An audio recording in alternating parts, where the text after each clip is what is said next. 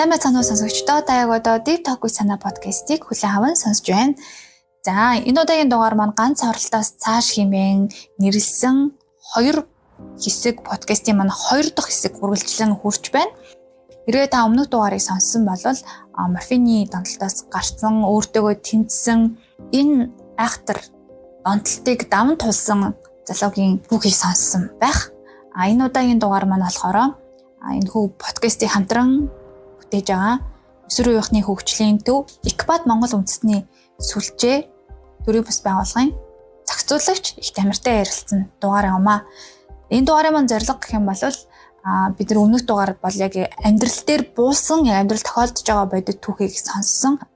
Яг тэр болгон бол тохиолдож байгаа зүйл. Гэтэл бид нар энэ амьдралын боловсрол гэдэг утгаараа яг амьдрал дээр юу болдог вэ гэдгийг мэддэггүй улмаас санамсаргүй болон санаатай байдлаар олон гэмт хэргийн золиос болох магадлал өндөр байгаа гэдгийг ч бас ярианаас бас сонссон баг. Одоо болохоор амьдрах ухааны боловсрол буюу бид нар зөвхөн энэ одоо харт тамхи масуурлах бодисын нөлөөгүйгээр өөрийн гэсэн амьдралын зөв хэм маягийг яг хэрхэн бүрдүүлэх, хэрвээ магадгүй донтолтонд орсон бол магадгүй донтолтоос шалтгаалan бэлгийн үйлчлэг хүний наймаа гэдэг юм уу тэр хэцүү бэрх зүйлтэй нүүр тулсан бол даван тулах тэр боломж одоо иргэн нийгмийн байгууллага байдаг юм шүү гэдгийг бол илүү ярьсан дугаар гэж хэлж болно. Ингээд Экбат Монгол үндэстний сүлжээ өсвөр үеийнхний хөгжлийн төвийн зохицуулагч их тамирын яриаг сонсцгоё.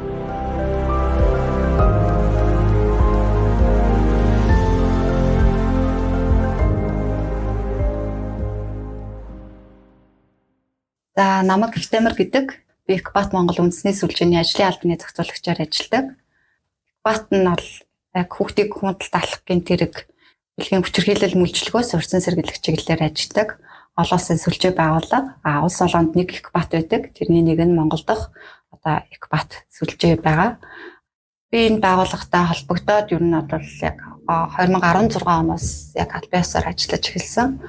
Тэр үед бол бас нэг юм нийгмийн нуглаа гэдэг юм уу нийгмийн шилжилтийн нэг тийм үе дээр одоо явж исэн. Өөрөөр хэлэх юм бол одоо доктортой хөгжлийн 17 зорилт гэдэг одоо нэгдсэн үндэсний байгууллагын энэ нийгмийн хамтын юм хөтөлбөр. Тэгээ энэ хөтөлбөр яг ингээд дүнж зарлагдаад ингээд олон улсад яригдаж эхлээд би энэ хөтөлбөртөө Тайландад очиж танилцж ирсэн.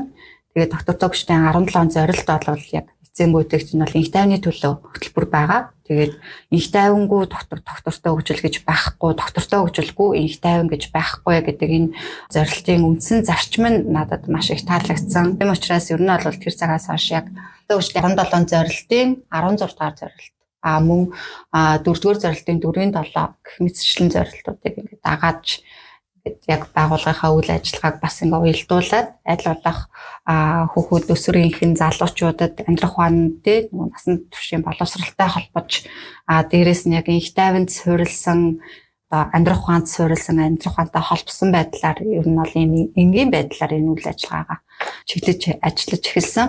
19 оноос эхлээд ер нь бол масууруулах юм сэтгцэд нөлөөт бодисын хоруу чанарыг таниулах, эерэг амьдралын хэм маягийг өсвөр үеийнхэн залуучуудад хэвшүүлэх энэ амьдрах ухааны сургалт гэдэг ийм сургалтыг ер нь бол явуулж эхэлсэн.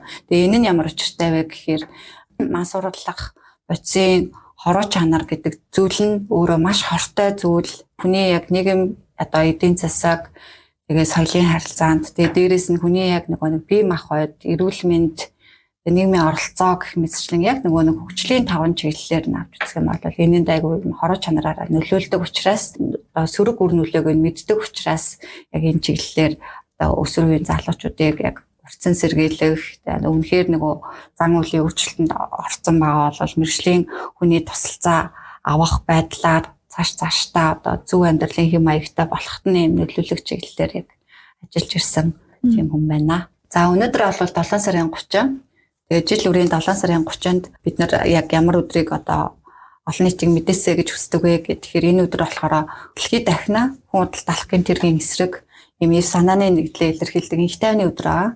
Тэгээ энэ өдөр болохоор бид нар ийм 3 үндсэн зүйлийг ингээд зорилго болгож олон нийт маань ингээд мэдж байгаасай гэж хэлж идэг. Нэг нь болохоор худалдаа алахын хохирогч болсон хүмүүсэд тэгээ хохирогч болоод ингээд даван туулаад амьдралаа шинээр эхлээд ингээд амьдарч байгаа ч гэсэндээ тэр хэцүү байгаа сэтгэл зүйн одоо мэдрэмжтэй тэр хэцүү байгаа зүйлээ даван туулахт нь бид нэр ингээд ив санаа нэгтэй байгаа шүү, та бүхнийг ойлгож байгаа шүү гэдэг тэр хүчтэй байхад нь дэмжих, тэр сэтгэл зүйн дэмжлэгийг нэгдүгээр илэрхийлэх гэж хоёрдугаарт нь болохоор яг дэлхийн өнцөг болон болгонд байгаа яг энэ чиглэлээр энэ одоо гэмт үзэгдлийн эсрэг дуу хоолой, үзэл бодол, үйл ажиллагаагаа чиглүүлж ажиллаж идэг иргэний нийгмийн активистүүд, хүний эрх, хүүхдийн эрх хамгаалагч нар гэдэг энэ хүмүүсийн одоо хүчин чармаалтыг нь одоо нэмэгдүүлэхэд нь бид нар бас байгаа шүү гэдгийг ингээд илэрхийлж идэг.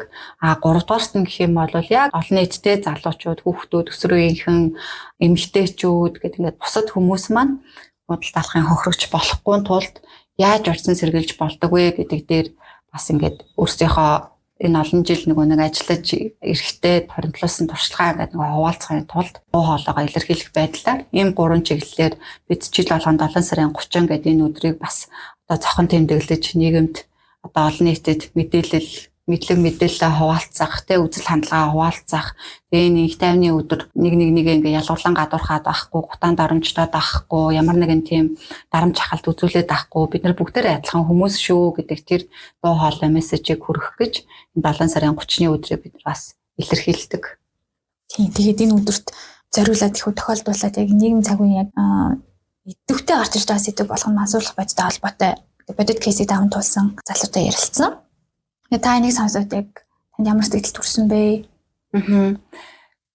Энэ залуугийн зориг өөрийнхөө одоо тэр сэтгэл зүйн асуудлыг даван туулсан тэр одоо ихтгэл өнөмшлийг нь тэгээд эргээд олон нийтэд нийгэмд дугарж байгаа энэ зоригийг нь тэгээд дээрэс нь одоо энэ өөрөө хороо чанартай зүйл шүү гэдгийг нь бүр энэний уйлан далангуй илэрхийлсэн тэр хүсэл эрмэлзлээр нэгдүгээрт нь би маш их бахархсан. Яг ингэж дуурдаг, тэг яг ингэж хилдэг хүн байгаасаа тэг ийм хүн гараад ирдэг ч болоосаа гэдэг ингээд маш олон жил хайж авч исэн. Тэр чинээгээр ингээд энэ хүн маань ингээд гарч ирээд тэг өөрийнхөө яг юуг даван туулсан бэ? Өөрт нь яг юу тохиолдсон бэ? Тэг яг өөрт нь юу мэдрэгддэг вэ? Тэгээд эргэн тойрны гэр бүлийн болон бусад хүмүүсийн дэмжлэг байхгүй болвол тэг нөгөө ямар тийм сэтгэл зүйн асар их хэцүү зүйлүүдийг ингээд мэдрэх байсан бэ гэдэг ч юм уу.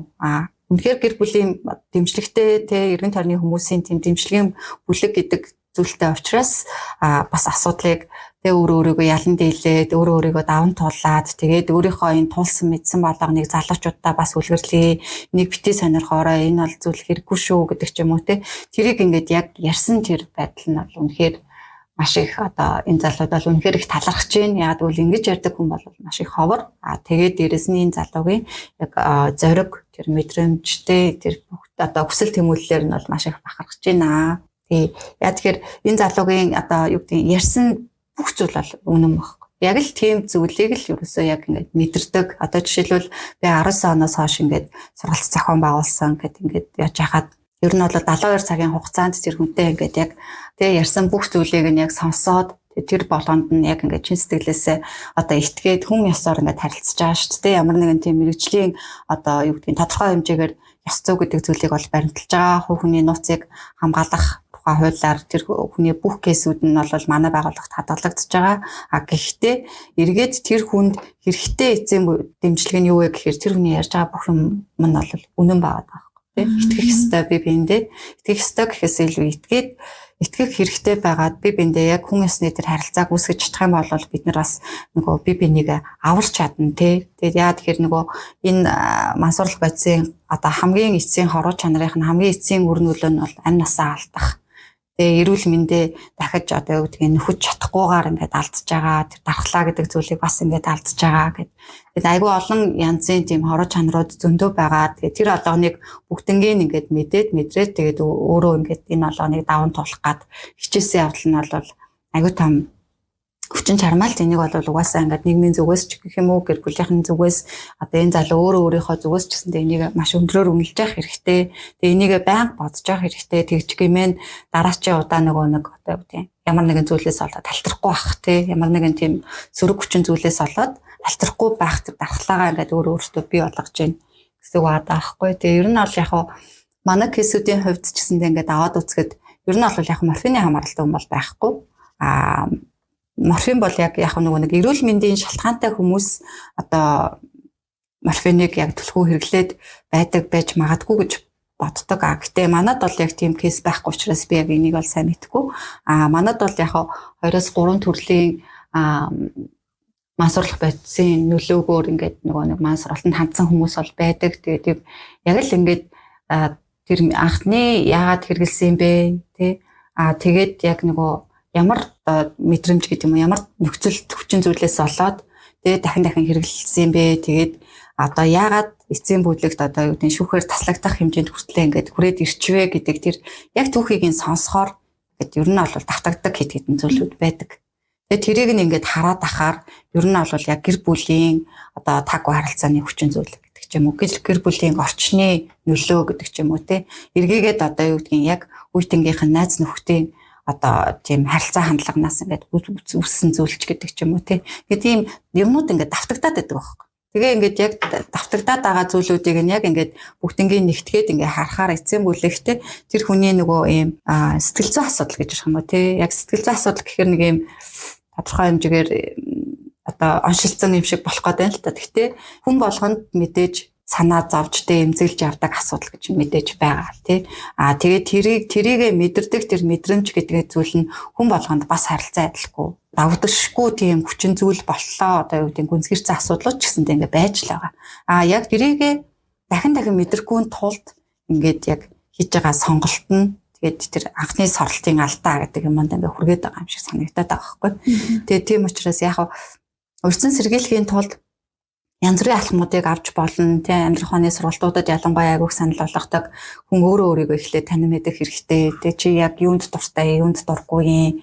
Чи яг өнөөдөр хийн юм бэ? Тэ юу хийхээрээ чи жаргалтай болтыг, юу хийхээрээ ингээд тухгүй болоод байна. Ямар хүмүүстэй байвал гоё байгаад байна. Ямар хүмүүстэй байхаараа онцгүй байгаад байна гэдэг ч юм уу. Тэр өөрийгөө эхлээд танин мэдэх хэрэгтэй. Тэгээ тэрнийхээ дараа одоо юу гэдэг өөрийнхөө яг энэ амьдралын 24 цаг гэж байгаа тий идэвхтэй 20 одоо юу гэдэг бүтэн 24 цаг гэхдээ идэвхтэй нэг одоо 8-аас 16 цаг байгаа даа шүү дээ. Энэ цагуудаа яг яаж өнгөрөөж ийнвэ гэдэг нь аягүй чухал.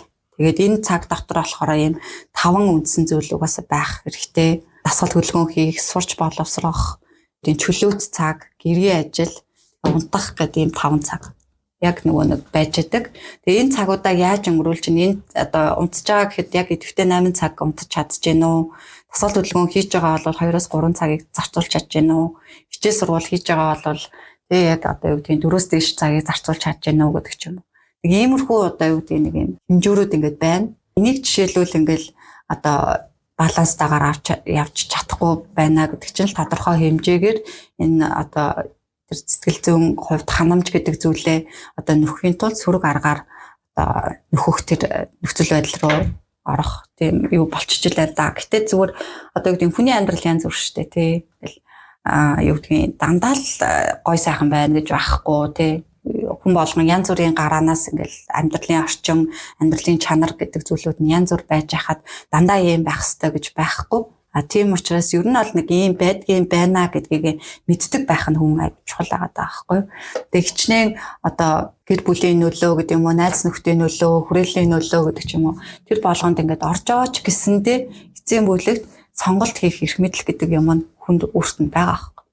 Тэр сонголт хийх эрх мэдэл гэдэг юм байгаад байгаа шүү. Чамд хүний эрх хүүхдийн эрх гэдэг юм чинь байгаад байгаа шүү. Эцсийн бүлэгт яг төрхөөс чинь эхлээд яг чамтай хамт зэрэгцэд төрж байгаа тэр хүн болгоны эрхэм чанар гэдэг юм чинь чамд байгаад байгаа шүү. Тэгээд тэр эрхэм чанар гэдэг зүйл чинь дахин давтагдашгүй тий. Одоо миний эрхэм чанар чинийхтэй адилхан байх заавал албатай биш. Тэгээд тэрийгээ ингээд хөгжүүлээд өөрийгөө олоод өөрийгөө хөгжүүлээд өөрийгөө танин мэдээд өөрийгөө боловсруулад ингэх тэр бас сонголт нь бас чамд байгаад байгаа. Тэрийг нь харин нэг хангаж гин үү эсвэл хангагдж гин үү гэдэг нь бол эргээд нийгмийн асуудал болж хуурчил байгаа л да. Гэхдээ чи яг хийм бэ гэдгийг ингээд танин мэдэж эхэлсэн цагаас эхлээл тэр эрхэм чанар чинь ингээд хөгжөөлт хэлээл явж л байгаа байхгүй. Тэгэхээр иймэрхүү зүйлсүүд байдаг, ийм нандин үнэт зүйлүүд ингээд хүн болгонд байдаг гэдгээ уг нь ингээд яг хүмүүс мэддэг бодол заавалчгүй өөрийнхөө тэг өмнөд цаг тэр өөрийнхөө одоо эрүүл мэндээр сольж авч байгаа эсвэл хүн өөрийгөө үнэлэхт нэр төр нэр хүнд гэдэг зүйлээ заавал энэ сүр байдлаар илэрхийлээд авах ерөн шаардлага байна.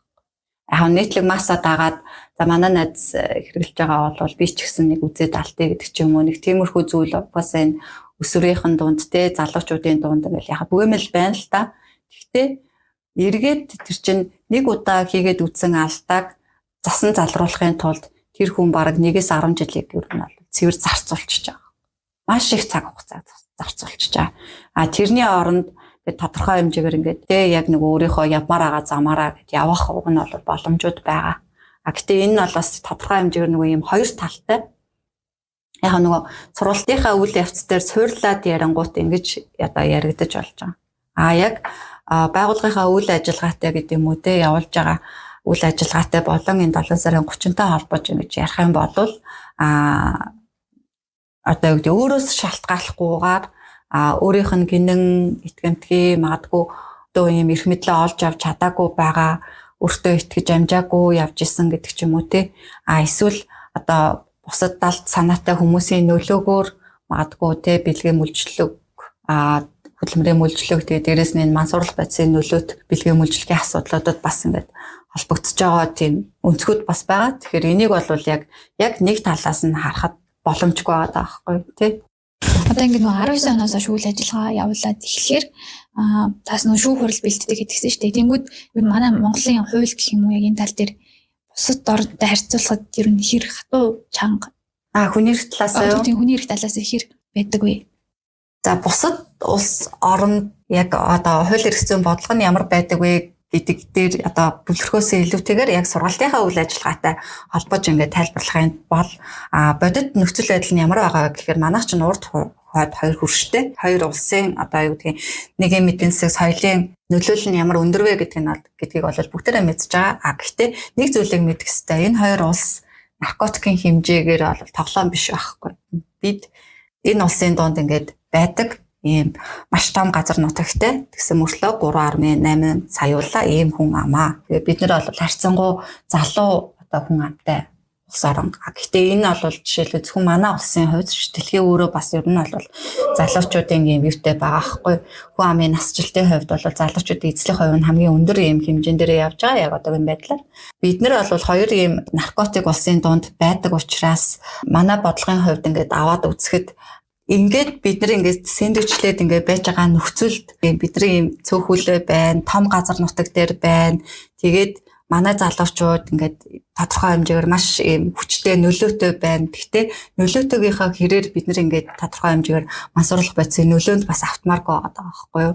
Хоёрдугаарт нь бас юу хөндмөр байдаг вэ гэхээр бид нар ковидын үед урд хил ингээд хаалттай байсан. Тэр үед болохоор жишээлбэл хөрш маань одоо хилээ хаахаасаа өмнө болохоор яг ус руу мансуурлах байц ингээд хилээр орж ирдэг хамгийн том урсгал нь хятадаас аюух орж ирдэг байсан. Ер нь бол тэгж байж агаад хятад маань ингээ хилээ хаачингууд Турк дараачин хятад болсон.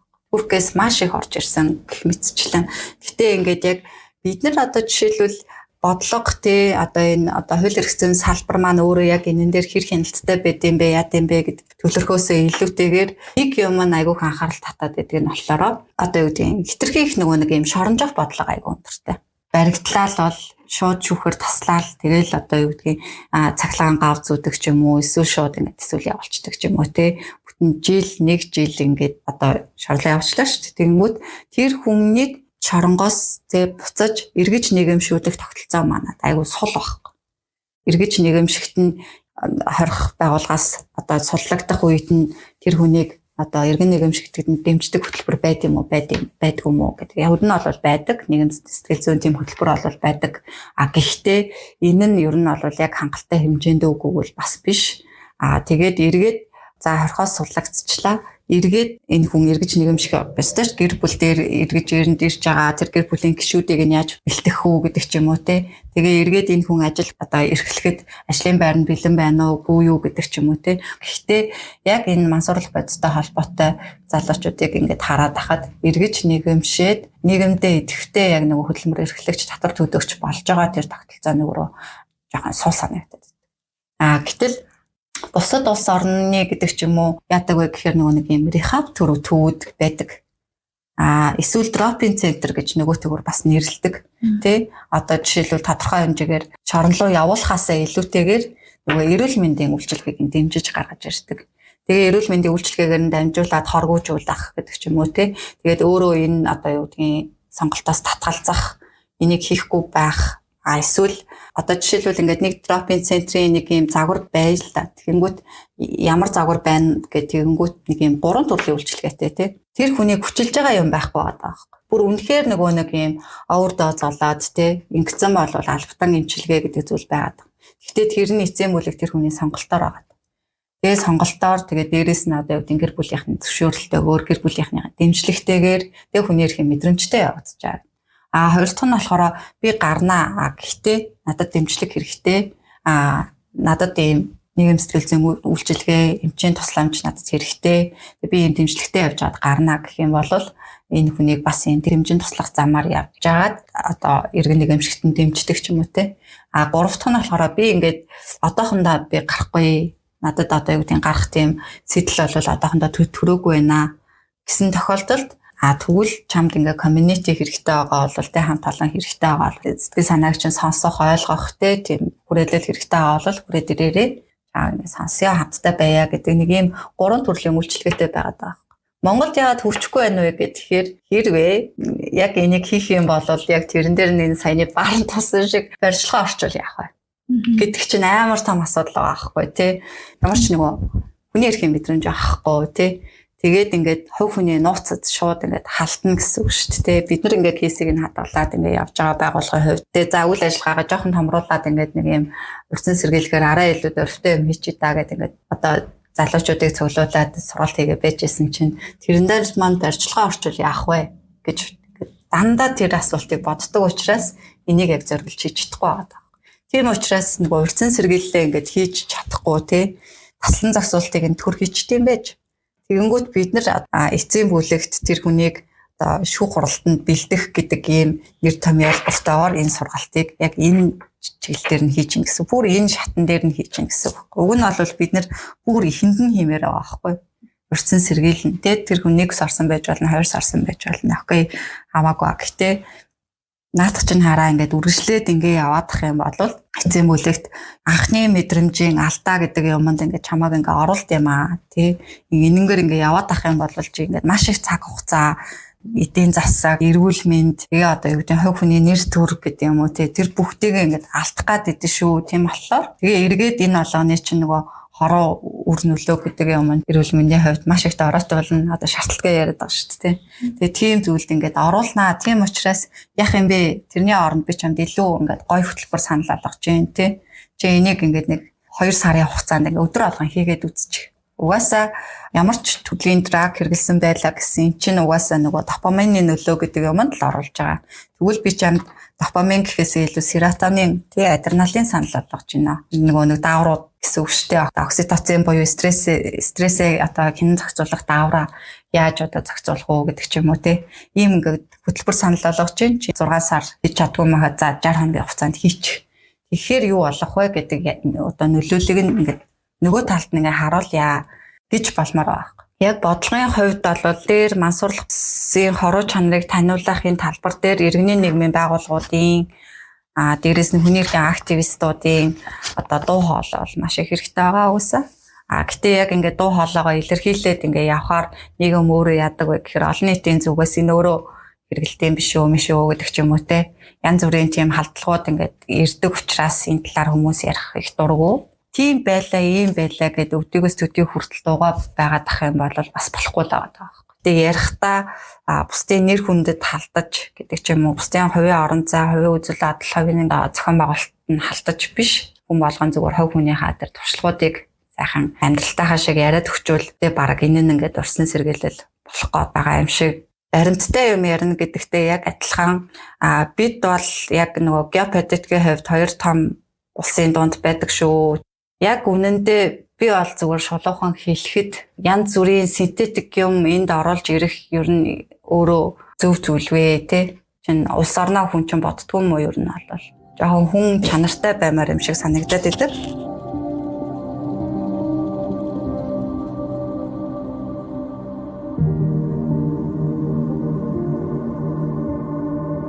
Шоромжих бодлого бариад яг хуудаж байгаа тий.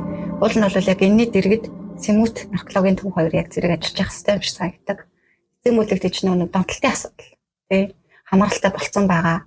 карвин асуудал яригдж байгаа. Тэгэд энэ үед чинь одоо донтолтын асуудал гэдэг чинь тэр хүний яг нэг сэтгэл мэдрэмжтэй холбоотой асуудал, сэтгэл зүйн асуудал тий. Өөртөө тулж чадахгүй байх, одоо өөрийгөө яг нөгөө хинбэ гэдгээ ч юм өөрийнхөө айцыг гэдэг юм уу тий. Тэр нөгөө нэг шалтгаанд нөхцөл байдлуудаа яг олж харж чадах тэр тогтолцоо манад байна уу гэдэг нь яг даахгүй байна. Ер нь бол ингээд айгүй нөгөө юм хатуу хөвгүүд ялангуяа айгүй юм хатаа аргаар хүмүүждэг тий. Эрэгтэй хүмүүжж болохгүй, мэдрэмжээ гадагшлуулж болохгүй гэдэг чинь заадуулдаг. Тэгэнгүүтээ ямар нэгэн хэмжээгээр өөрийнхөө сэтгэл мэдрэмжийг гадагшлуулаад илэрхийллээ гэхэд шалчгансан гэдэг нэг үгээр ингээ хаачдаг тий. Тэгэхээр гэтэл тэр хүнд ингээд аюух юм асуултнууд байж болно шүү дээ тий. Асуултнууд байж болно. Өөртөө ингээд юм эргэлзсэн зүйлүүд байж болно. Гэтэл яг энэ дээр нөгөө нэгэн сэтгэл зүйн мэдрэмжгүй хандаад эргээд нөгөө ямар ч юм хүнийх юм мэдрэмжгүй эрүүдэн шүүссэн айлган дарамтлсан байдлаар ингэж нөгөө нэг шууд одоо цагтаа хорих гэдэг юм уу тий. Шууд одоо шорнолоо явуулах гэдэг ч юм уу тий. Яг энэ одоо хууль эрх зүйн тал нь хэтэрхий хүчтэй байхаараа зэрэг тэр хүний нөгөө нэгэн сэтгэл зүйн эрүүл мэндийн үйлчилгээ гэдэг зүйл нь бас хаягдчихж байгаа. Энийний хамгийн том жишээ нь бол одоо жишээлбэл эрт илрүүлгийн шинжилгээ гэдэг зүйл ингээд явсаа. За тэрэнд бол ингээд юу нь бол хамрагддаггүй. Одоо хамралтаа задаачуд гэсэн үг шүү дээ. Хамрагддаггүй. Яа хамрагддаггүй юм бэ гэсэн чинь баригчул яах юм бэ? Баригдал бол тэгэл шаарч шүү дээ тий. Тэр хүн одоо юу гэдэг эрүүл мэндийн үйлчилгээ авах гэж очисон биш эрхчлөлөөгөө асуулна гэдэг чинь өөрөө айгу учир дутагдaltaй болчихж байгаа.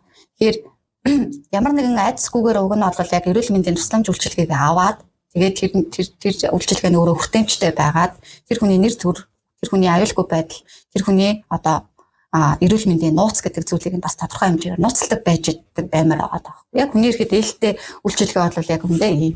Одоо жишээлбэл бидний мэддэгтэй одоо юу гэдэг янз бүрийн тийм одоо Холливуудын олонний танил хүмүүс ч гэсэндээ байдаг шүү дээ. Яг рехаб төгөөр үйлчлүүлээд за би бүр ингээд дараа хэвтэрлээ гэдэг өөрөө сайн дураараа очиод тэгээд ингээд одоо юу гэдэг 30 хоногоос 90 хоногийн хугацаанд ингээд яг тусламж үйлчлэгийг аваад тэгээд ингээд одоо юу гэдэг эрүүл болох гэдэг ч юм уу тий.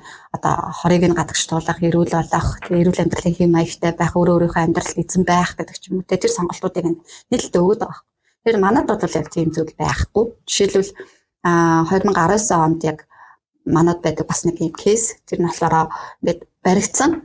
Тэгээд баригдаад сэмүүд дээр очиод хэрэг хүлээх чадвартай гэдэг ч юм уу тий. Эсвэл одоо юу гэдэг яг юм одоо тодорхой тооны шинжилгээнд орох гээд ингээд очисон чинь тухайн үед ингээд уулзсан сэтгэл зүйчин ингээд бүх одоо юу гэдэг тэр хүний одоо тий итгээд найдаад ингээд ярьсан яриаг нь шүүхтэр өөрийнх нь эсрэг мэдээлэл бодлогож ашиглаад тэгээд тэр хүн ингээд 365-аас дээш хоногор ингээд хорих газар руу очиж байгаа. Тэгэхээр чинь ийм кейсүүд ингээд байгаад дахаар чинь хэн юу нь яаж хэнд итгэж юу нэрүүл мэндийн байгууллагад очиж үнэ ярих юм бэ тийм үстэй. Тэгээ үнэ ярьснаасаа болоод өөрөө ингээд тэр нь өөрийнх нь эсрэг мэдүүлэг болоод ингээд ороод ахаар чинь одоо юу гэдэг эрүүл мэндийн үйлчилгээг одоо өөртөө ихтгэлтэйгээр тий намайг хамгаална надад туслана гэж итгэж найдаж очих тэр замыг нь ингээд балуурцчихж байгаа гэсэн үг. Тэгэхээр чинь яг хитрхи одоо юу гэдэг ингэж шоронжох бодлого тий тэгээд дээрэс нь одоо юу гэдэг хууль эрх зүй өөрөө хүнийхээ мэдрэмжгүй эрүүдэн шүүсэн тий ийм одоо ялгуурлан гадуурхсан одоо дарамтлж дээрлэгсэн ийм байдлаар үйлчилгээ ингээд яваад ахаар эрүүл мэндийн үйлчилгээ нөгөө талд нь хаягдчихж байгаа. Тэгээд дээрэс нь нөгөө айлгах одоо тактик гэдэг юм ингээд баримталчаар энэ асуудал маань өөрөө улам табу болоод улам далд хэлбэртээ ороод тэгээд далд хэлбэртээ орохдоо яг нөгөө худалд алах бэлгийн мөлжлөг одоо хөдөлмөрийн мөлжлөгтэй тэр одоо нөгөө табу сэдвүүдтэйгээ яг зэрэгцээд ингээд яваад орчиж байгаа гэсэн үг байхгүй. Тэгэхээр манайх чинь тодорхой хэмжээгээр бас нөгөө худалд алахаас хүүхдийг урьдчилан сэргийлэх чиглэлээр ажилладаг. Тийм учраас бид нэр яг ингээд судлаад ингээд яг гаргалгааг нь гаргах гад ингээд явангууд яг хажуудлан зэрэгцээ байж байгаа асуудал мансуурлын асуудал. Яг хамт байж байгаа. Тэгээ гэтэл яг ингээ хоёр ингээд байж байгаа асуудлын бид нар худалд алахаар нь ажилтгаа гингүүтээ ингээ салгаад ингээ аваа явчих гэхээр энэ хоёр чинь ингээд нэг юм холбоосоор ингээ холбогдсон байгаа байхгүй. Одоо өртүүлж байгаа нь мансуурл тий одоо юу гэдгийг донтолтын асуудалтай өртөж байгаа нь донтолтын асуудалтай. Тэгэнгүүт одоо юу гэдгийг өртөж байгаа нэгээ тий одоо хохирогч болж байгаа тэр одоо хүүхэд эмэгтэйчүүд өсвөр үеийнхэн залуучууд тий энэ нийгмийн бүлгүүдийн одоо энэ хүмүүс эргээд одоо хүссэн хүсээгүй энэ мансуурлын хамаарал гэдэг юм дотор бас байгаад байгаа.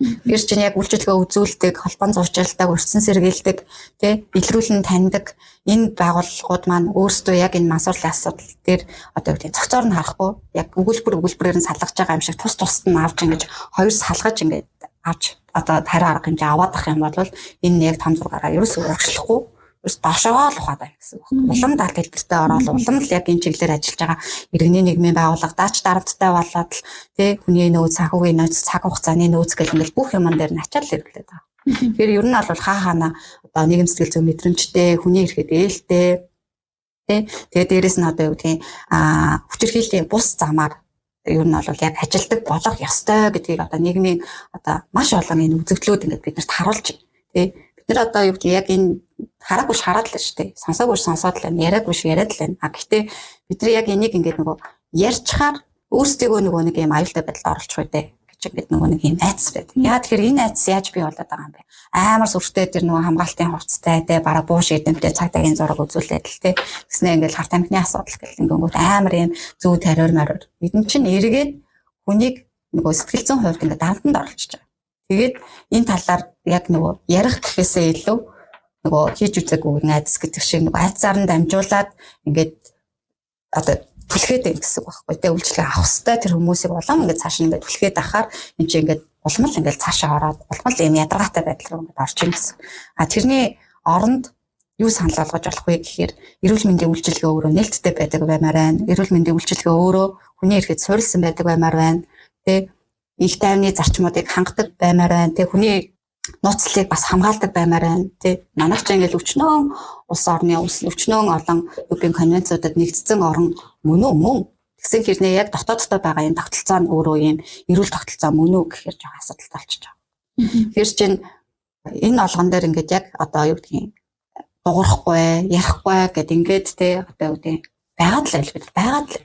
Гэтэ байгаад байгаагийн цаана нь юу байгаа юм бэ гэд ингэнгүүт нөгөө нэг биополитикийн асуудал те ханаас яаж орж ирж байгаа нэр төрлийн асуудал тэгээ ингээд одоо юу гэдэг зүй тариараар одоо зүй тариар хэрэглээд ингээд гар хөлөө тайруулаад амнасаа алдаад гэд энийг ингээд сонсон хэврээд ах юм уу те энэ дээр ямар нэгэн тийм хариу арга хэмжээ авахгүй байх юм хариу арга хэмжээ авахаараа яг нэг айцаар нь дамжуулж ингээд хийх юм уу те тэгэхээр айцаар нь дамжуулаад ингээл те олон нийтийг жигшээн зэвүүцүүлэх гэдэг ч юм уу те олон нийтийг ингэж нөгөө мэдээ зөв мэдээллийг нь өгөхгүйгээр сэрэмжлүүлэг анхааруулга гэсэн мөрчлөө яг тэрэн дотор ингээд нэг юм айцаар ингээд ингэжүүл тэтэс тэдэн жилийн ял аав нь ингэн тэгэн инээдрэг гэдэг юм бол хинч тэнд очиж үйлчлүүлэхгүй л байхгүй. Хинч энэ үйлчлэгийг авахгүй. Тэгээ хинч одоо юу гэдгийг тодорхой хэмжээгээр би амьдралаа өөрчлөе. Тэгээ надад ингэж амьдрах бас боломж байгаа юм байна. Ингэж даван туулах юм боломж байгаа юм байна. Надад туслах юм хүмүүс байгаа юм байна. Миний асуудлыг сонсоод зөв гаргалгааг нь гаргаад өгөх юм хүмүүс байгаа юм байна гэдэг ч юм. Тэр ихтгэл найдвар гэдэг зүйлийг нь жишээлбэл ингээд ландалт хэлбэрт хийчихэд байна. Яг магадгүй тий цахим орчим хөгжөөгүй 10-аас 15 жилийн өмнө байсан бол энэ арга хэмжээ бол зөгтөг байсан байж болно. Гэхдээ одоо болохоор яг зөхгүй болж эхэлж байгаа. Бид нар чинь цахим орчим гэдэг маш том одоо зүйл орон зай гараад ирсэн. Энэ нь одоо юу гэдэг нийгмийн амьдрал цахим орчим хоёр чинь бараг энэ зураас болтлоо бараг нэгдээд тий амьдралын нэг хэсэг болчоод байна. Тэгээ ингээ бүгд ингээд мэдээллийг ханаас л авч олох ийм нээлттэй болцсон. Тэгээд ийм байж хаад чинь нэг ийм хатуу зарчим баримтлал ингээд ах юм бол энэ чинь ямар ч хүндээ ээлгүй ухаалаг биш тий. Тэгээд ингээд нэг ийм айлгсан хичээсэн дарамтлсан ийм байдлаар ингээд явхаар нөгөө нэг үйлчлэгээ яагаад ч хүндээ ээлтэй биш болж тарж байгаа гэсэн багхгүй юу.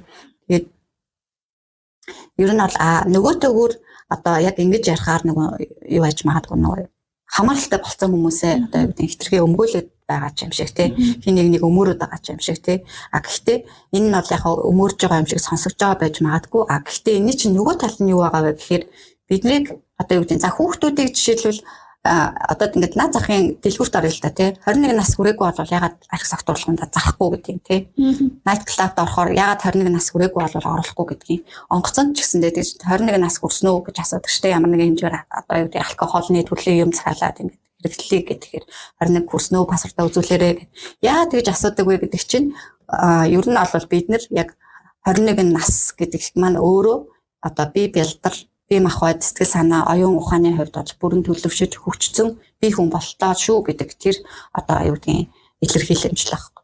тэрний дотор хүүхэд насндаа өсвөр насндаа гэдэг ч юм уу тэр шилжилтийн үе дээрээ ингээд хэрэглээд тодорхой хэмжээр нэг найз нь санал болгоод гэдэг ч юм уу эсвэл за нэг үзчихье гэдэг ч юм уу эсвэл нэг юм хүнээс тутах гэдэг юм шиг санагдаад байгаа ч юм шиг нэг тийм байдлаар сониуч байдлаар хэрэгжилчих юм бол энэ чинь эхний ганц оролцож чинь шууд тархины үйл ажиллагаанд шууд нөлөөлдөг. Тэгээд ер нь бол одоо юу гэдгийг дотор эргэтэн одоо юу гэдгийг тэр цус тэгээ бүх нөгөө эрүүл мэндийн бүх юмд нөлөөлж идэг баг. Бидний 21-ээс 25 наснд ер нь бол яг ингээд тарих бүрэн төлчөж одоо дуусж байгаа цаг хугацаа.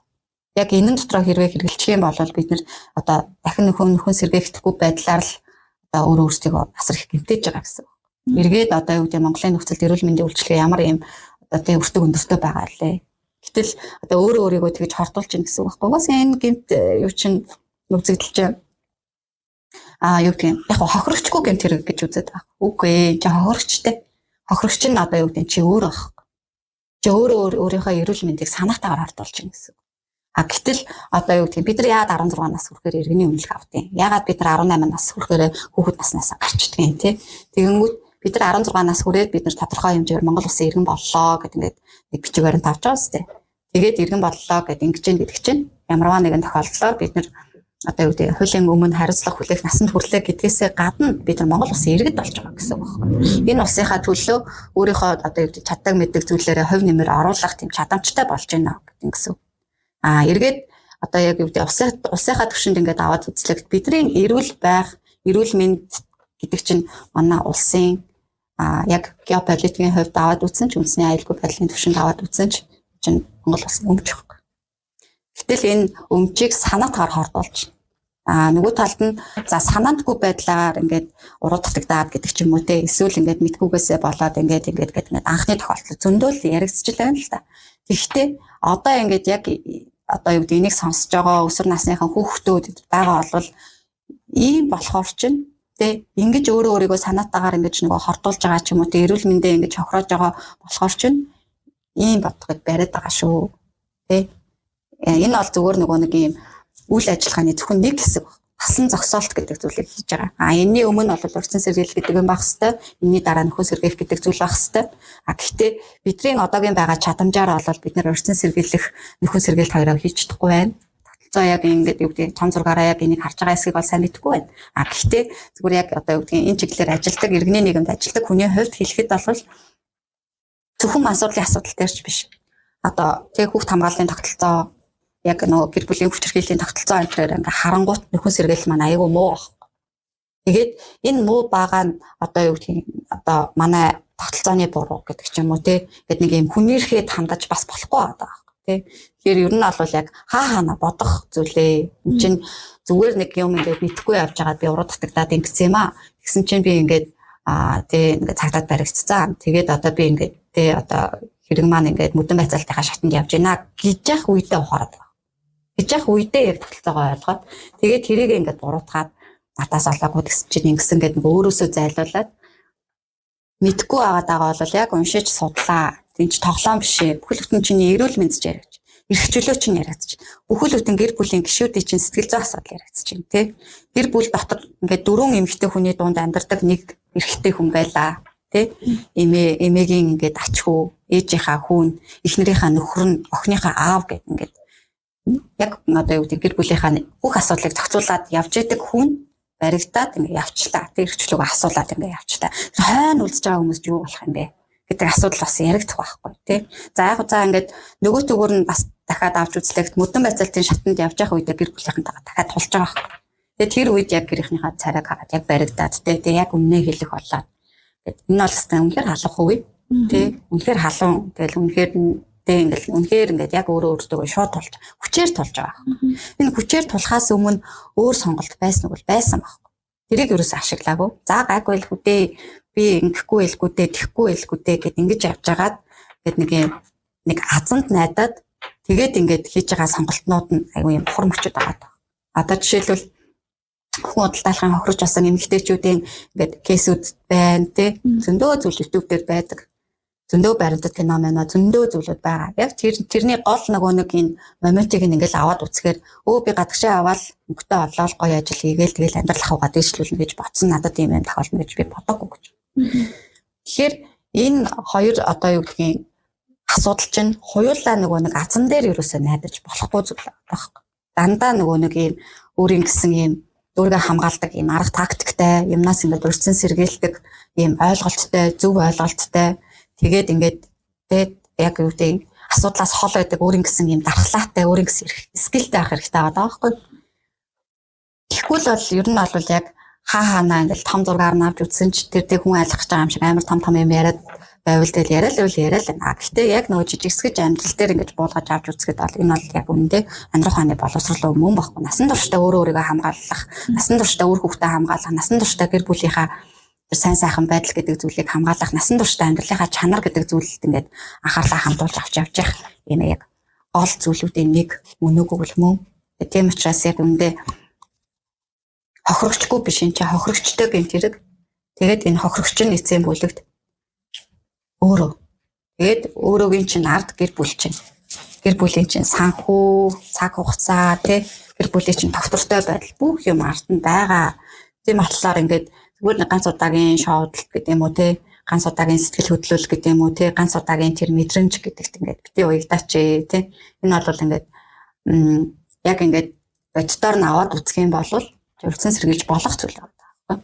Тэгээ энийг л аягүй санал болгоод байгаа. Тэрнээс биш мэдээч нөгөө нэг манад бол сэмүүт байгаа юу байгаа, наркотикийн төв наркологийн төв байгаа юу байгаа. Тэгээд яг анхан шатн дээр ингээд үйлчилгээ явуулж байгаа хүмүүс байгаа юу байгаа, бүх тогтолцоонд байгаа юу байгаа. Гэхдээ энэ олгоо маань яг холбогдож энэ чиглэлээс нь харж чадж гинөө гэвэл бас жоохон учир дутагдaltaй.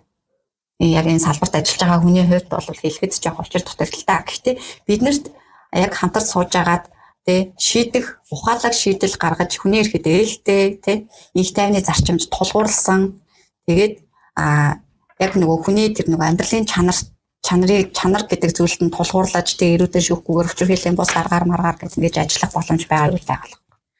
Тэгээ энийг нөгөө нэг ашиглах хэрэгтэй. Тэгэхгүй бол бид нар чинь айгүй олон тийм янз бүрийн нөхцөлдүүлэгч ингээд хүчин зүйлүүд зөндөө байна янз бүрийн худал мэдээллүүд гэдэг чинь амар олон ийм юмнуудын дунд амьдарч байгаа бол тэрээ ер нь бол юм лайфстайл нэлээд сайтай л ах хэрэгтэй болж таарч байгаа хэрсүү байх хэрэгтэй болж таарч байгаа хажуу авирганц чинь ингээд юу гэдгийг энэ талаараа зүгээр штэ гэж ярьж байгаа бол өө надаа зүгээр штэ гэж чинь нөгөө талд нь юм байдаг шүү гэдгийг ингээд сануулгах хэлэх тэр одоо юу гэдэг найз нөхөдтэй хэлэх тэр сонголт нь байна уу байгаа.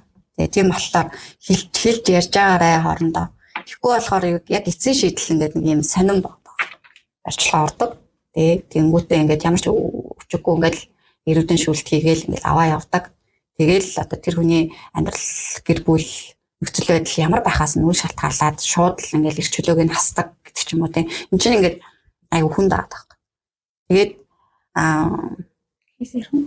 аль гэсэн? 20 насныхаа юу? Тэгээ. Жишээлбэл одоо нэг юм хэлсэн байгаа гэх. Тий. Жишээлбэл одоо ингээд яг манай байгууллагын анхны үйлчлүүлэгчдийн нэг тэр залуу бол дөнгөж 20 настай байсан. Ста нөгөө дөнгөж нөгөө амьдралд хөл тавьж байгаа гэдэг ийм залуу. Тэгээд зуны амралтаараа нөгөө эсээ тоглоомын газар очиод тоглолдог тий. Тэгэл тоглож байгаа бол яг нөгөө нэг ингээд найз нөхд нь ингээд байгалийн гаралтай зүйл ингээл үзээлсэн юм байна л та. Тэгэхээр яг нэг сонирхол нэг удаа гэж байна. Тэгээд тэгсэн тэгэж нөгөө нэг юм сэхэлсэн. Ер нь тэгээд сонирхол нэг удаа гэдгээс л бүх юм эхлээд байгаа шүү дээ. Гэхдээ энийг таслан зогсоох боломж байдгүйг л байдаг. Зүгээр л болчих хэрэгтэй байхгүй юу? Тэгэл бодлол мэржлийн хүний тусламжтай аваад тий. Гэхдээ ингэж хэлэхэд бол амархан л та. Гэхдээ нөгөө сонголтууд байгаа шүү. Туслах хүмүүс бас байдаг шүү гэдгийг бас ойлгох хэрэгтэй. Тэгсэн чинь тэр залуу сүүл рүүгээ яг нөгөө ингээд очдог болцсон очингууд тэр зүйл байж байдаг гэдэг нэг юм PC тоглоал тэгэл ингээд тэндээ цагаа өнгөрүүлдэг нэг юм байдалтай байж байгаа л баригдсан. Тэгээ баригдангуудаа 3 сарын барьцлага аваа явцсан. Гэтэл тэр залуугийн яг бодит нөхцөл байдал нь юу байсан бэ гэхээр эмээтэйгээ хойлоо амьдардаг залуу байсан. Тэгээд эмээ газар уулзчихж байгаа. Залуу 3 сар эрхчлөлөөгөө асуулаа явцсан. Тэгээ эмээ одоо юу гэдгийг дугаар хорооны тий иргэн тэгээд гэр оролд амьдардаг. Тэгээд эмээ газар болцчихжээ. Жишээний тэр 3 сарын хугацаанд эмээ яаж амьдрах вэ гэдэг чинь аягүй сонирм болчихж байгаа. Тий.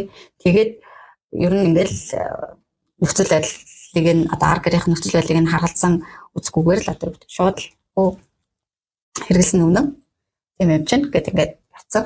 Тэгээ хана өмгөөлөгч нь ичнээс ингээд ажиллаад ингээд бөө юм болж ижил 3 сар болж л аамаа л да мэдээж. А гэхдээ эн чинь өөрөө нөгөө нэг айгуу юм харамсалтай байхгүй. Яг эд хийж бүтээж амьдралд яг хүл тавьж байгаа тий. Яг аюуд нэг одоо юу гэдэг том өрөөдөлтөй яаж иж байгаа би амьдралаа дэвшлүүлэндээ гэдэг ингээд бодоо явж исэн. Хүүхэд ингээд ирчлэгөө асуулаа явцсан. Жохон өргөжлүүлээ төсөөлөд ингээд аваад үзэх юм бол за 3 сар явчлаа. Тэг ирчлэгөө асуулчлаа. Тодорхой хэмжээгээр тэнд байлаа. Тэгээд эцэм бүлэг ер нь олвол ингээд яг энэ чиглэлийнхэн дээр агиух яригддаг зүйл нь болохоор тэнд ороод мэрэгшээд гараад ирчихдэг. Одоо мэрэгшээд гэдэг нь болохоор юу гэдэг нь те 3 гараараа суралцаа гараад ирчихэж байгаа. А тэгээд гараад ирэхэд эргээд нөгөө нэг одоо юу гэдэг нь нийгэмд иргэн нийгэмшүүлэх хөтөлбөр гэдэг юм байхгүй учраас яг тэр хүн эргээд тачих байл болчихж байгаа. Тодорхой хэмжээгээр ингээд дэ чиглүүлээд за ажилд ингээд зурчлаа гэд за нэг юм хорхоос ингээд гарахаараа нэг юм бичиг авдаг гэж байна. Тэр бичгийг ингээд дугаар хорон дээр аваачаад за би ирлээ шүү гэдэг ингээд бүтгүүлдэг гэж байна. Тэнгүүд тэр бүртгэлийн дагуу ингээд нэг дахиад нэг юм бичиг өгнө. Тэрийг нь аваад дугаар хорооныхаа халамжийн хэлц дээр очиод ингээд бүртгүүлье гэдэг. Тэгээ ингээд за ингээд их салтанд ортдог гэж. Тэгээ эргээ залгаана гэдэг гэж байгаа байхгүй. Тэгээд эргээ залгаах оронд юу болох вэ гэдэг юм хос орон цаг. Дандаа юм хос. Тэ. Тэгээд энэ хос орон цаг ингээд дандаа сүргээр бодоол тэ ингээд байна гэж байхгүй шүү дээ. Тэгээ тэр хүн тэмцэн байж болно, эсвэл өвдийн ухаарсан байж болно. Тэ өөрөө өөрийгөө одоо өвдийн даван туулаад ингээд нөхцөлөдлөө даван туулаад 3 сар байхдаа юм бодоод тэ тэрний хадагуу өөрөө өөртөө ажилласан байж болно л доо. Гэхдээ эн чинь бидний үсгэж байгаа эрэг төсөөлөл байхгүй. Дандаа юм хоосон бүх юм нь хоосон. Тэгээ тэрийг хүнд өргөх юм гингүү тийм асуудалтай болчихж байгаа. Тэгэхээр тогтолцоо өөрөө хүндээ ээлтэй байдаг байх хэрэгтэй байгаа. Тэ хууль эрх зүйн тогтолцоо, эрүүл мэндийн тогтолцоо гэдэг ингээд хамтарч ажилладаг баймаар байгаа юм. Тэ тэгээд энэ тогтолцоонууд маань өөрөө эргээд хүний эрхийн мэдрэмжтэй байдаг баймаар байгаа юм. Тэ айдас дээр нь суурилсан гэдэг ч юм уу тийм баймар байгаа. Одоо жишээлбэл манай худал даалгын чинь худал даалгах мансуурлын асуудал хоёр хуулиа табу сэдвээ далд яригддаггүй. А гэхдээ бид нар юунаас татгалзаж байгаа вэ гэхээр тэгж нөгөө айлгсан тийм арга зүгээр ажиллахаасаа татгалзаж байгаа. За худал даалгах гэж төсөөлөл үзэнгүүт нэг юм гав гинжтэй байсан юм эмэгтэй хүн тий бэкграунд нь дандаа юм хар бараан өнгөтэй тэгэл нэг юм хүнийг сэртгийлгсэн. Энд чинь бидний 15 жилийн өмнөхд одоо арга зүй байна. Тэр үед болохоор юу гэдгийг тий энэ асуудал дөнгөж нөгөө нэг энийг бид нар мэддэг байх ёстой гэдэг байсан учраас тийм одоо поструудыг бид нар ашигладаг байсан байхгүй. Одоо бид нар тийм постэр ашиглах болсон. Яагаад болсон бэ гэхээр айлгаж тактикаар юм хийгээд угаасаа газар автгүй байна гэдгийг бид нар хийсэн ажилласаа шалтгаалаад ингээд ойлгоцсон учраас илүү мэдлэг өгье. Илүү мэдлэгжүүлээ. Тэгээ илүү бид нар туршлагаа хуваалцъя. Илүү хамтарч ажиллая. Илүү одоо юу гэдгийг илрүүлэхэд нь ингээд санаа тавья. Эргээд энэ процесс маань өөрөө хүний эрхийн мэдрэмжтэй, хүүхдийн эрхэд суурилсан, гендрийн мэдрэмжтэй ялгаатай байдлыг одоо ойлгодог. Ийм одоо хүний эрхийн тулгын 3 чулуу тий энэ үйл ажиллагаанд тулгуурсан байдлаар явдаг болёо гэдэг арга тактикийг ашиглаад эхэлсэн байна. Гэтэл одоо хүртэл ингээ мансуурлын асуудал нэг постэр харангуут нэг юм цагаануудыг тариур мариур тий нэг юм нөгөө л нэг юм айлгсан юм байгаа. Хүн угаасаа айж байгаа нөхцөлд хизээч зөв шийдвэр гаргахгүй. Энд чинь угаасаа ингээ сэтгэл зүйн шинжилгээ ухаандаа ингээ батлагдаад хүн болгонд ярьж штэ тий. Тэгж яхаад ингээл нөгөө л нэг юм айлгадаг тактика барайл ингээд ажиллаад ахаад нөгөө хүргэж байгаа үйлчилгээ гэдэг юм уу хүргэж байгаа тэр одоо арга тактик гэдэг юм маань яг үндсэн хүрэх ёстой хүндээ хүрэхгүй байгаа. Тэнгүүд ингээд өөршүүллээ гэх гээд байгаа байхгүй. Гэтэ өөршүүлэх байлаа ч гэсэн эцэм бүлэгт эн чинь хүний тухайн асуудал яригдчихэж штэ. Тэ тэр ямар зүгээр нэг юм материаллог юм яриад өнгөрч байгаа шин чинь хүний амьдралын чанар яригдчихэж байна. Яг тэр дундаасаа ингээд яг нөгөө зохион байгуулалттай тэ ингээд явагдаж байгаа тэрийг тасалж аваач. Тэ бүгднгийн нэг том зургаар аваад харангуутаа бүгднгийн яг нэг юм ялын бодлого үлдээл бүгднгийн ингээд эрчүүлэгийн хасаад л тэ ингээд ахаар нөгөө нэг улмал ингээд асуудлыг хөсрүүлээ л аваад болохоос яг энэ одоо юу гэдэг асуудал болгон дээр яг суурилсан зөв шийдэл нь юусан ханаач харагдахгүй байна. Одоо нэгэн дээр одоо байгаа тий яг энэ худал даалгах хүүхдийн эсрэг бэлгийн хүчирхийлэл мөлжлийн асуудал, мансуурлал бодисын асуудал, гэр бүлийн хүчирхийллийн асуудал гэдэг ч юм уу. Тэгээ бидний нөгөө нийгмийн амьдрал донд байгаа энэ хүүхдийн эсрэг бэлгийн хүчирхийлэл мөлжлийн асуудал, мансуурлал бодисын асуудал, худал даалгахын асуудал тий гэр бүлийн хүчирхийллийн асуудал гэдэг ч юм уу. Энэ асуудлуудыг бид нар яг нөгөө нэг нийгэм цахим орчинд сэргэж байгаа энэ байдлаас нь шалтгаалаад одоо эренблээд ингээд асуудлыг шийднэ гэвэл асар өрөөсгөл болчихж байгаа. Тэгээ яг энэ асуудлуудыг мэдээж ярих нь чухал. Гэхдээ ярихдаа ер нь бол яг мэргэжлийн хүмүүс бас дуграасай. Тэгээ яг нөгөө нэг асуудал нь өөрөө юу байдаг вэ? Тэр дунд байгаа эрх мэдлийн асуудал гэдэг нь юу байдаг вэ гэдэг ч юм уу те. Тэгэл хүчирхийлэл поинтлаад байдаг болохоос биш яг өмнөд нөгөө гэр бүлийн хүчирхийллийн сүр шалтгаан чинь юу юм бэ гэдэг ингээд асуунгууд хүмүүс ер нь бол мэддэггүй. Хүмүүс өдгөө мэргэжлийн хүмүүс салбар дотор ажиллаж байгаа хүмүүс хүртэл төрдөг байхгүй. Тэгээ яагаад тэгээ ажилгүйд ядуурл өөр юу гэдэг. Тэгээ гэр бүлийн тако орчин энэ гэдэг ингээд үгүй энэ сүр шалтгаан бишээ. Сүр шалтгаан бол эрх мэдлийн тэнцвэргүй байдлаас үүссэн. Тэгээ ийм үзэгдэл юм а гэж тайлбарлагддаг байна. Энэ бол мэргэжлийн талархал. Тэгвэл яагаад эрх мэдлийн тэнцвэргүй байдлаас үүдээд ийм асуудал ингээд үүсээд байгаа ямар сони юм бэ? Тэгээ ядуурл ажил хөдөлгөөний сууршилт гэдэг ингэж л боддог штеп гэдэг ингэнгүүт. За энэ эдгээр болохоор зүгээр ингээд одоо шинж чанарууд нь. Тэрнээс биш яг сууршилтгаанууд нь бол эрх мэдлийн тэнцвэргүй байдал. Яг ингэж нөгөө нэг юу гэдэг үндэслэлтэйгээр шинжлэх ухааны үндэслэлтэйгээр ингээд ярихгүй болохоор нөгөө одоо юу гэдэг үндсэн байсан нөгөө асуудал талт хэлбэрт ингээд ороод байдаг. Тэгээд нөгөө яг үндсэн одоо юу гэдэг тодорхойлолт гэдэг юм уу те тэр зүйлийг ингээд ярихгүй болохоор талт хэлбэрт ороод нэг явуулж байгаа үйлчилгээнүүд бүгд ингээд харагдагдаад тэгээ ингээд нэг юм хий хоосон нэг тийм юмтай л үзэлцэл байгаад болчих гээд байна. Үр дүнгүй хараа хамгийн гол нь тэр дунд чинь маш их хүний нөөц санхүүгийн нөөц цаг хугацаа маш их юм зарцуулж байгаа шүү дээ. Хүмүүсээс ингээд тарих толгоноос байж болох шийдлүүдийг бүгдийг гаргаж ирж хэрэгжүүлж байгаа боловч яг нэг байгаа болохгүй байх гэсэн үг байна. Тэгээд далд хэлбэрт орох нь өөрөө ямар аюултай вэ гэхээр асуудлууд чинь яг гар гараасаа барилцаад тэгээд яг нэг цогц асуудал болж хувирах гад. Одоо жишээлбэл энэ ингээд айгу том хэрэглүүлүүдийн нэг нь болохоор мансууруулах бодис хэрэгэлдэг октийн асуудал. Октийн гэдэг ярихаар насан туршид гүйл болж тарах гэдэг нь л та тий. Тэгээ өсвөр насныхаа эмэгтэйчүүдийн асуудал энэ дээр бас яригдана. Яг нөгөө нэг одоо жишээлбэл хүн худалдаа алхах дээр одоо тэгээ нөгөө биеийг нь өндлүүлэх замаар ашиг олоод тий. Тэгээд энэ бол бэлгийн мөчлөг болж байгаа маа гэж ингээд тодорхойлогдож байна. Тэгвэл биеийг нь өмлүүлж байгаа бол тодорхой хэмжээгээр ингээд нэг мөнгө яригдчихэж шүү дээ ард нь. Гэтэл мансууруулах бодис ороод ирэнгүүт тэнд мөнгө яригдахаар болж байгаа.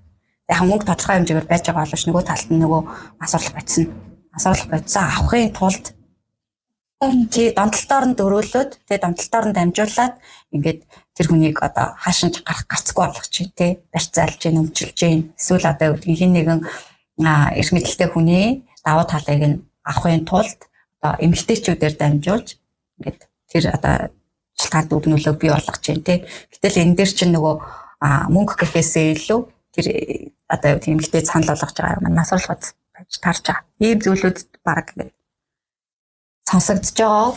Гэхдээ яг энийг нөгөө энэ талаас нь харах нь одоо хичнээн энэ талаас нь харж байна гэж байгаа. Гэхдээ яг нөгөө нэг ингээл яриад эхлэнгүүт нөгөө садар самунтай тэнцэх тухай хууль мэлхэл гэдэг заварсан юм орж ирэх гээд байна. Гэхдээ ер нь бол яг тодорхой хэмжээгээр хамааралтай болцсон хамааралтай болох гээд явж байгаа эмэгтэйчүүд охтууд байгаа бол энэ талаас нь өөр дээрээ нэг шүүн тунгаалттайгаар нэг хараад үзээсэй. Мэдээч нөгөө нэг яг тодорхой хэмжээгээр хамааралтай болцсон үед юун саруулах хаантай бодит байдлыг эргцүүлэх тухайлах л та. Гэхдээ тэр чинь ингээд 365 хоногийн 365 жангаа юм хамааралтай байна гэж байхгүй шүү дээ. Тодорхой хэмжээгээр нэг юм эрүүл сарвал байх үе байна да. Тэр хүний эргэн тойронд нь бас нэг найз нөхдөд гэж нэг хүмүүс байна да. Тийм болохоор бид нар нэг ийм юмд ороод байгаа юм шүү. Би нэг ийм юмд орчоод яваад байгаа юм шүү гэд нэг юм бас бодох цаг байгаа шүү л гэж бас ер нь бол хэлмээр санагддаг. Гэтээ яг энийг жишээлбэл одоо юу гэдгийг хин нэгэнд даваа байдлаа олох гэж юусэн яриаггүй. Яг юу гэдэг энэ салбарт ажилладаг хүний хувьд зүгээр харж байгаа үнцэг маань тэр аваад байгаа. Энэ дээр яг тодорхой хэмжээгээр эрүүл мэндийн гэдэг юм уу бусад үйлчилгээнүүдийг авахгүй байх тусмаа бидний үйлчилгээ улам чамд хүрэх бидний үйлчилгээ улам цаашаа холцож байгаа шүү л гэдгийг л уусаа ойлгох хэрэгтэй. Бид нар ингээд чамд барьж хорих гээд одоо юу гэдэг хоньсч яваад байгаа юм жишээ ерөөсөө. Тодорхой хэмжээгээр чамайг хамгаалах гад чиний эрхийг хамгаалах гад чамд байгаа тэр одоо эрхийн чанар гэдэг зүйлүүдийг чинь ингээд хамгаалах гад ингээд байгаад байгаа. Тэрнээс биш ингээд өнөөрөө нийлж байгаа чамайг чиний эрх чөлөөг хасах гэдэг юм ерөөсөө биш байгаа байхгүй. Тэр юмсыг ингээд нөгөө айцтай удирдуулж биш Тэ яг нэг юм хүмүүн чанараараа нэг сонсоод үзээрэй. Тэгээ тэр одоо юу гэх санал болгож байгаа тэр өнцгөр нэг хараад үзээрэй. Юм чинь ингээд айгүй олон талаас нь олон өнцгөөс ингээд харж ээж нэг юм ингээд бүрдэж бий болж байгаа шүү дээ. Цогцолж байгаа шүү дээ. Тэгэхээр бид нар ингэж нөгөө нэг ярих тусмаа асуудлыг цогцоор шийдэх гэдэг тэр шийдлийг ингэж гаргаж ирж байгаа. Тэгээд тодорхой хэмжээгээр бас дуу хоолойгоо илэрхийлэх, үзэл бодлоо илэрхийлэх тэр боломж нөхцөл гэдэг юм хүсэл эрмэлзэл чинь байгаа бол чамайг бас сонсох тийм боломжтой, чадамжтай тийм нийгэм сэтгэл зөвлөлтөе явуулдаг бас иргэний нийгмийн байгууллагууд бас байгаа шүү. Тэгэхээр тэрийг л агуулсаар нэг ингээд тодорхой хэмжээгээр ойлгоорой. Манайх ч бас нэг юм арайч бас юу ч байхгүй уусаас биш шүү дээ. Юмс байгаа. Гэтэ юмсаа ингээд нэг одоо юу гэдэг тодорхой хэмжээгээр нэг харилцан хөгжүүлэх тий нэг тайвны зарчмаараа. Тэгээ нэг нь юу ч ярихгүй нөгөөх нь ингээд чанга орлол ингээд тах юм бол угаасаа хаана юу ч хүрхгүй автцсан нэг хэсэг нь байгаа бол яг автах байгаа нэг хэсэг нь бас байгаад байгаа шүү дээ. Тэгэхээр энэ одоо яриа бас яг тэр хэсэгт бас зориулагдж байгаа. Тэгээ нөгөө талд нь яг нөгөө автцсан байгаа хэсэгтээ ингээд ажиллаж байгаа хүмүүс гэж бас байгаа. Хүмүүсийн уг нь бол хүмүүсийн сайн сайхан байдлын төлөө ажиллаж байгаа. Гэтэ жоохон хүний эрхийн мэдрэмжгүй л байна те. Гэтэ хүний эрхийн мэдрэмжтэйгээр ажиллах цаг нь олцсон гэдгийг бид хаана мэдсэн байгаа. Тэгээд тийм учраас ер нь бол ингээд цаашлаад ингээд урагшлаад ингээд шийдэлтэйгээр те ингээд нөгөө явах нь аягүй чухал байгаа. Бүр цаашлаад ингээд аваад үзэх юм бол бид нар хүүхдүүдийнхаа сайн сайхан байдлыг төлөө явж байгаа шүү. Тэ хүүхдүүдийнхаа сайн сайхан байдлыг бодоод явж байгаа учраас ямар нэгэн зүйлээс өрцөн сэргийлэх гээд тэр хоосон орон зайг дүүрэх гээд ингээд явж байгаа гэдгээрээ бас нэг юм учир утгатай зүйл байгаа даахгүй. Эцэг эхчүүдийг бас ийм тодорхой хэмжээгээр нэг зүйлийг ингээд анхаараасаа гэж боддог. Тэр нь болохоор би нэг 4 сард цэцэрлэг дээр ажиллаж исэн байхгүй юу? Хүүхдийн цэцэрлэг дээр. Тэгсэн чинь цэцэрлэгийн багш өгүүлсэн байх гэхээр миний эцэг эхийн намайг хүмүүжүүлж исэн арга барил одоо энэ хүүхдүүдэд юус тохирхой болсон байна гэдэг юм ярьж. Тэр аль үнэ уусаа бид нар бол яг тэр одоо юу гэдэг өөрсдийнхөө хүүхэд насны энтрийг ярих юм бол энэ бол дуусахгүй яриа болно. Гэхдээ тэндээс бид нар одоо юу гэдэг тодорхой зүйлүүдийг ойлгож ухаарад ингэсэн бол тэр одоо юу гэдэг нөхцөл байдлаа одоо гэдэг өөрийнхөө хэцүү хүнд өдрийнхөө байдлаар гэр бүлийнхаа бусад гишүүдийн өдрийг хэцүү болохгүй байдал амираа ер нь хаана. Тэгэл ер нь бол хүүхдүүдэд анзаарч явах хэрэгтэй тий ярилцж явах хэрэгтэй. Хаана хин хинтэн сэтгэл зүйн хэрэгцээ ярилцах ойлголцох хэрэгцээ гэж угаас байгаа. Тэгээ зад нэг тэгж байгаа дараа олон доо гэдэг ингээ бодоо явж исэн чинь айлээ тийм ороцсон байх үү гэдэг ч юм уу тий. Тийм болохоор хүүхдүүдийг одоо юу гэдэг ингэж загнаж дарамталж гэдэг юм уу те ингээд нөгөө сөрөг байдлаар харьцах нь өөрөө өнөөдөр тохиромжгүй болцоо. Тэгээд тохиромжгүй болцсон байгаа энэ нөхцөл байдал нь магадгүй тэр одоо юу гэдэг бусдаас гэр бүлийн гишүүдээс ирсэн тэр дарамтыг даван туулж тэрийг ингээд одоо өөрөө татгарал авчрахын тулд өөр зүйлээр ингээд те одоо хэрэглэж гэдэг ч юм уу те тийм нөхцөл байдлыг бий болгож явах бидээ гэдгийг л аягүй сайн бодох хэрэгтэй. Тийм болохоор ер нь бол одоо юу гэдэг орчин цагтж जैन ингээд бүх юм нээлттэй болсны хэрээр бүх юм бас ингээд яг зэрэгцээд яг хажууд явж байгаа бүх юм ингээд байж байгаа. Тийм учраас ер нь бол одоо юу гэдэг эрүүл гэр бүлийг хүсэж байгаа бол өөрөө яг тэр эрүүл хөдөлгөөл гэдэг зүйлийг бас үзүүлэх хэрэгтэй байгаа. Тэгээ хоорондоо ярьдаг байх хэрэгтэй. Магадгүй найз чинь хамааралтай болцсон бол найзаа ялгарлан гадуурхаад байхаас илүүтэйгээр ер нь бол бас ярилцаад сонсоод тий тэгээд ингээд яг тэр хүний илүү сайн одоо чанар дээр нь ажиллах замаар магадгүй нөгөө тал руу дуудаж олно шүү дээ тий. Тиймэрхүү гэх мэтлэн янз бүрийн тийм сонголтууд бас байж болж байна. Тэгэхээр одоо яригдж байгаа янз бүрийн зүйлүүдийг ингээд амьдралдаа тушаад хэрэгжүүлээд үзээрэй. Тэгэхээр ямар нэгэн хэмжээгээр тийм өөрчлөлт гарч байвал чинь ажиллаж байна л гэсэн үг шүү дээ. Тэгэхээр ажиллаж байгаа тийм арга хэрэгсэл ингээд байж л байгаа бол илүү сайн ажилуулад тэгээд илүү сайн гарах үр дүнгуудыг нь яг амьдрал дээр яг нөгөө биелийг нь олуулсан. Хамаагүй.